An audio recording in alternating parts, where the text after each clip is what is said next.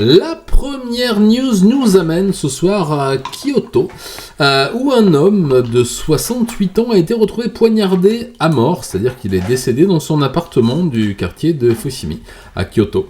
Monsieur Mino Koji a été retrouvé dans l'après-midi du samedi, donc d'avant-hier, par une amie à lui qui n'avait pas eu de nouvelles depuis assez longtemps, un homme apparemment sans problème qui travaillait. La police est arrivée sur place, a découvert sa porte d'entrée ouverte, sans la chaînette, vous savez, les portes de fenêtre sont une petite chaînette comme ça, beaucoup en France aussi, mais enfin, il était torse nu avec un bas de jogging, pieds nus, donc dans une situation normale pour son intérieur, et a frappé au torse de plusieurs coups de couteau. Il était bien sûr décédé. L'appartement n'a pas été fouillé, n'a pas été saccagé. L'appartement ne montrait aucun signe de fouille quelconque, mais le portefeuille et la banane, le sac ventral qui appartenait à la victime, Monsieur Minon, et dont on avait eu connaissance par la description d'un parent qui était arrivé à ce moment-là, un parent lointain, parce que le monsieur était tout seul, manquait. Donc l'autopsie a été effectuée dès le lendemain et bien on s'est aperçu que l'homme était mort depuis plus d'une semaine. Voilà. Sans que personne ne s'en inquiète plus que ça. L'enquête rapide a prouvé que Monsieur Minon était un joueur invétéré, un joueur qui joue au mahjong entre autres, mais aussi au pachinko, dont ces salles où l'on peut gagner de l'argent, voyez-vous, et pas uniquement des lots, et qu'il avait des dettes de jeu, à hauteur de plusieurs centaines de milliers de yens. Et qui devait de l'argent à des collègues de travail depuis belle lurette, argent qu'il ne remboursait pas. Il avait déjà été la cible d'intimidation dans le cadre de son travail et en dehors du travail. Il avait été exclu de certains cercles de jeu. Et des voisins ont déclaré qu'il avait eu quelques altercations avec des hommes d'apparence étrange, ça veut dire en gros des recouvreurs de certains gangs. Ça leur a définitivement coûté la vie et quand on voit les résultats des premières enquêtes de ce qui avait été retiré de son compte ces derniers jours, on s'aperçoit que les assassins, puisque là c'est délibéré, sont partis avec quelques centaines d'euros sur une dette qui se montait à plusieurs dizaines de milliers d'euros. Voilà, en équivalence bien sûr.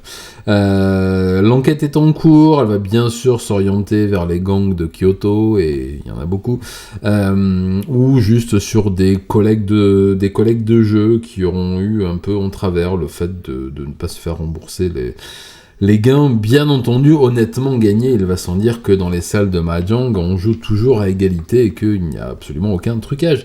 Voilà, je ne manquerai pas de vous tenir informé des suites de cette affaire, en attendant l'affaire suivante et affaire à suivre.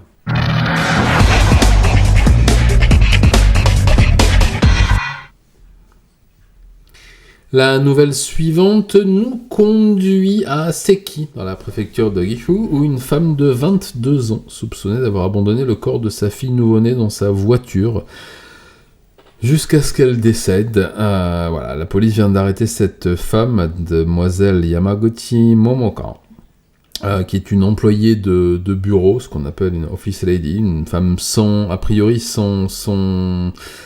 passé trouble, sans activité étrange, sans aucun signe distinctif. D'après ce que l'on sait, aux premières heures de l'enquête, elle aurait donné naissance à sa petite fille dans la salle de bain de la maison d'une amie, le soir du 16 février. Et prise de panique, elle a mis le petit bébé nouveau-né enroulé dans des linges dans le coffre de sa voiture, et elle est partie refaire sa vie comme si de rien n'était. Il y a eu une autopsie, on se doute de quoi elle est morte, je vais pas m'étendre là-dessus. Il fait très très très très chaud en ce moment au Japon, surtout dans cette préfecture-là. C'est juste horrible, je vais pas m'attarder là-dessus. Elle a été arrêtée très très vite parce que quelqu'un dans sa famille a découvert ce qui s'était passé. Elle-même l'a avoué à demi-mot. Effectivement, elle était dans un déni de grossesse, mais pour des raisons que je vais vous détailler maintenant. Elle était tombée enceinte d'un homme, un collègue de travail qui la poursuivait de ses assiduités. En gros, il y a eu un abus d'autorité pour commettre des abus et un viol en l'occurrence. Et elle s'était retrouvée enceinte sans vraiment, d'après elle, le savoir au début.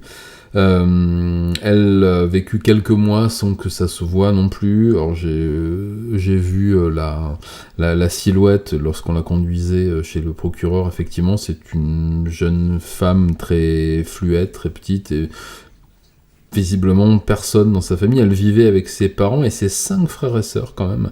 Ils ont dit que pendant toute la durée de la grossesse, elle n'avait pas été... elle ne montrait aucun signe justement de grossesse, ni nausée, ni grossissement, ni ventre, etc. Peut-être sa maman, elle s'habillait peut-être un peu plus large que d'habitude, mais enfin bon, une famille dans laquelle tout le monde travaille, se lève tôt, une de ces grandes maisons familiales dans lesquelles tout le monde habite un étage, une maison, etc. Bon, on va dire que la famille n'était pas au courant et n'avait aucune raison de se douter de quoi que ce soit. Et eh bien, mademoiselle Yamaguchi, n'étant pas du tout prête à cela, n'ayant, voilà, tout à fait ce que je vois aussi dans le clavardage, pas eu comment dire, l'idée, le réflexe, la présence d'esprit ou même le renseignement, l'information d'aller pratiquer un avortement, comme c'est légal et gratuit au Japon, fort heureusement. Eh bien, elle a attendu que sa grossesse arrive à terme, c'est ce qu'elle a raconté. Elle a donné naissance à son bébé et ensuite elle l'a mis dans son coffre, comme on range quelque chose dont on n'a pas besoin.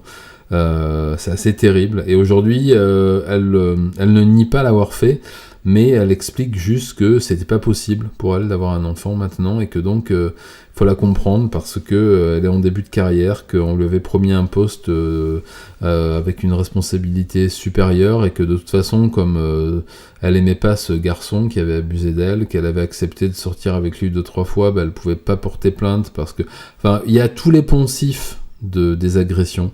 Des VSS dans cette affaire et malheureusement un bébé, un nouveau-né qui a laissé la vie et une jeune femme qui risque 8 à 10 ans de prison puisqu'elle a été mise en examen pour homicide volontaire aggravé en plus. Donc je ne manquerai pas de vous tenir au courant de cette horrible affaire à suivre.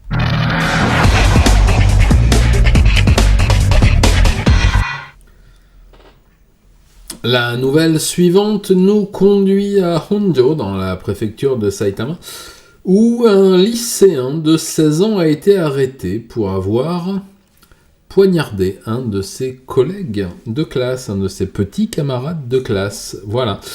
L'incident, comme on dit, s'est déroulé vendredi dernier, vers 9h55 du matin, lors de la récréation.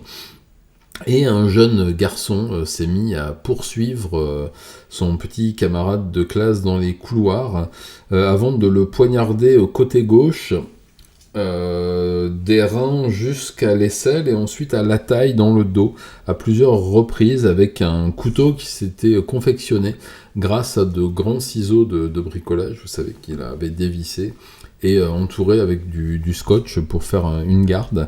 Le garçon en question a été sauvé de justesse, mais il est encore dans le coma. Les points vitaux ont été réparés, on va dire, par plus de 2 heures en salle d'opération. Le jeune garçon en question a dit qu'il avait juste poignardé pour lui faire mal et pour le calmer un peu, mais qu'il n'avait pas l'intention de le tuer, juste de le blesser durablement pour qu'il arrête de le harceler. Voilà, puisqu'il s'agit une fois de plus d'une affaire de harcèlement, puisque le jeune garçon qui a poignardé l'autre était victime de harcèlement sur place, scolaire et en ligne depuis plus d'1 an. Et ça avait donné lieu à des séances d'humiliation publique, de la menace, du racket et toutes sortes de choses. Et il se trouve que ce jeune garçon, d'après les dires des enquêteurs, encore une fois, ça touche des mineurs, donc c'est très difficile d'avoir beaucoup d'informations. Mais il y a quand même des déclarations de temps en temps. Et le procureur de Honjo, de Saitama, en a parlé. Et bien, c'est arrivé à un point de non-retour et le jeune garçon a fait comme ça arrive souvent, a pris les devants et effectivement est allé se faire justice entre guillemets lui-même en poignardant ce harceleur qui passe pourtant pour un élève modèle, premier de sa classe, sportif, populaire auprès des filles, bien aimé des professeurs, bien aimé des clubs de lecture, des clubs de sport, des clubs de musique. Mais harceleur, voilà. Et le jeune garçon, bien sûr, qui a commis ça, lui, a des petits problèmes de surcharge pondérale, porte des lunettes, etc. Rien de très étonnant, une fois de plus. Le garçon va être poursuivi, bien entendu. Il a 16 ans, il est donc, on peut donc le poursuivre. Il a pour l'instant été confié à une cellule psychologique où il va être évalué par des pédopsychiatres pour savoir s'il peut comparaître avec la qualité de mineur, bien entendu, devant une cour pour mineurs. Et il sera poursuivi pour tentative de meurtre, parce que c'est comme ça que ça s'appelle, avec beaucoup de circonstances atténuantes. Je pense, par expérience, qu'il finira dans un centre médical fermé, puisque les séquelles psychologiques du harcèlement sur le long terme sont quand même semblables à celles d'un traumatisme pour lesquels on est reconnu comme maladie à traiter. Voilà. Je vous tiendrai au courant des suites de cette affaire s'il y en a, parce que comme on est encore une fois affaire à des mineurs, il se peut qu'il n'y ait pas de suite. Affaire à suivre.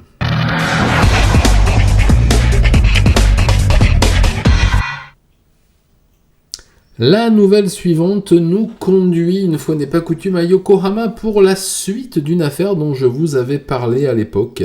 Cette photo vous dit sans doute quelque chose, puisque j'en avais parlé dans les petits Satsujin montés à l'époque. Et c'est la photo de une jeune fille, de 18 ans. Tominaga Sana, qui a été assassiné par son petit ami de 24 ans à l'époque, Ito Haruki, dans le cadre d'une affaire assez catastrophique, assez terrible. Elle avait été poignardée à mort devant l'immeuble dans lequel elle vivait, dans le quartier de Tsurumi. C'est en 2023, le 29 juin 2023 exactement, et c'est la maman de Sana qui l'avait trouvée, entendant des cris dans le parking. Une affaire absolument terrible.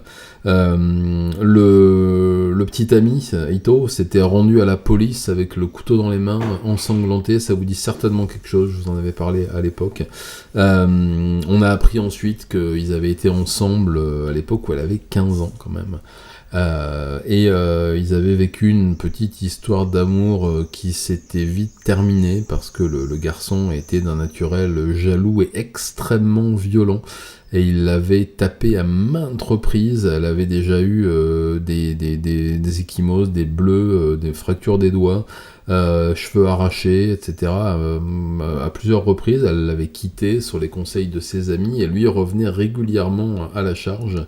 Et avec plusieurs injonctions d'éloignement de la part de la police, du juge et du procureur local, beaucoup de signalements à la police, et la jeune fille avait appelé entre octobre 2021 et donc le 29 juin 2023 41 fois la police pour dire que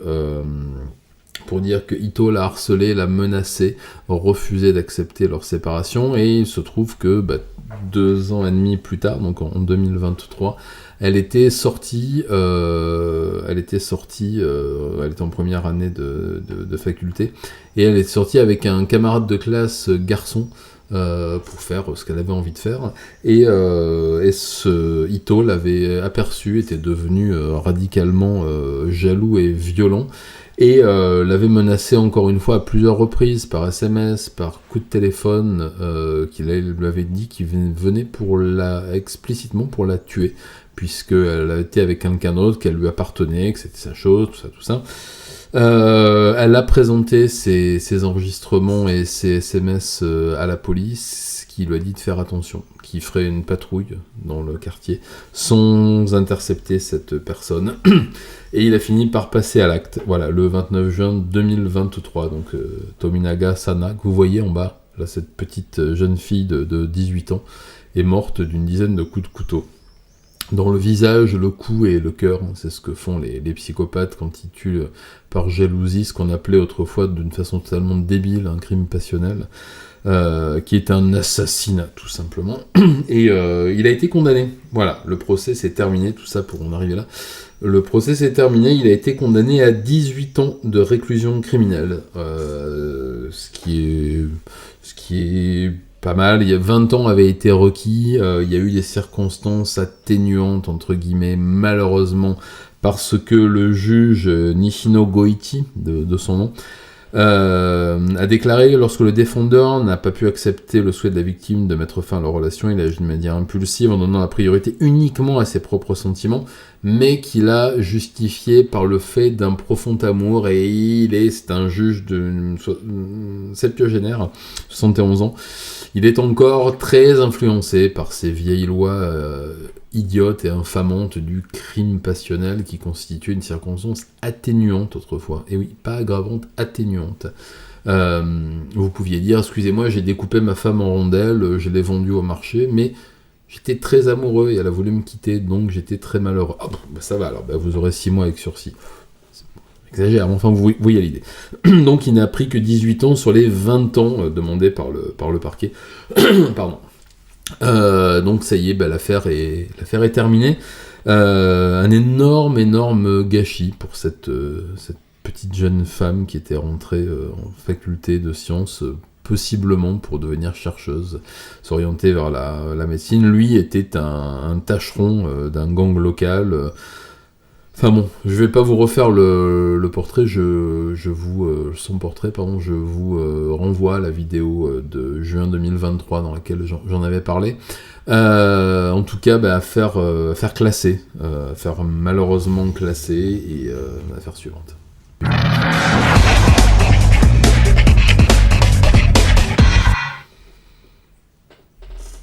La dernière affaire nous ramène à Tokyo, et oui, vous voyez des images de 3 enfants, vous vous doutez donc qu'on va pas rigoler.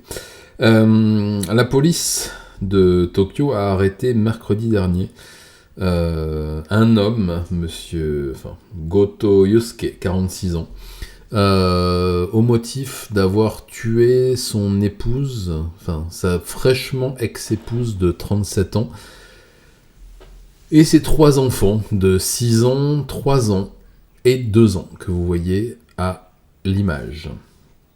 C'est compliqué, c'est très compliqué comme histoire. Ça s'est passé dans l'arrondissement de Shinagawa, voilà, qui est au sud-est dans la baie de Tokyo. Le couple venait de divorcer, voilà. Elle avait demandé le divorce pour diverses raisons, notamment du chantage au suicide. Aucun partage des tâches ménagères malgré un travail plutôt arrangeant, brutalité, viols conjugaux, et j'en passe, et des pires. Et il se trouve que quelques jours après le divorce, pardon, la prononciation du divorce, excusez-moi, eh bien, monsieur Goto Yusuke s'est rendu chez sa désormais ex-femme, donc Takanami Fuyumi, âgée de 37 ans, et eh bien, l'a battue à mort avant de la poignarder de multiples reprises dans le cou, la figure, comme d'habitude, hein, la face, la figure la figure, pardon, le cou et la poitrine, et de mettre à mort ses 3 enfants. C'est très compliqué, hein, c'est très compliqué. Lin, âgée de 6 ans, Lei, âgée de 3 ans, et Shin, âgée de 2 ans. Il a ensuite mis le feu à l'habitation familiale, avant de se mettre quelques petits coups de couteau ici pour dire qu'il avait essayé de se S, hein, parce que sinon il aurait certainement pu passer pour un monstre. Quelle idée. L'incendie a ravagé la maison en partie. Les pompiers avaient pu arriver à temps pour retrouver les corps en état suffisant pour pouvoir pratiquer des autopsies et faire des constatations sur les lieux. Lui s'était livré avec quelques coupures en disant « Ah, c'est un meurtre saigné qui a loupé, regardez, j'ai voulu me tuer moi aussi ». On a ensuite appris par l'enquête préliminaire que, déjà les blessures étaient très superficielles, hein, comme celles qu'on se fait en dérapant avec un couteau pas très profond, quoi.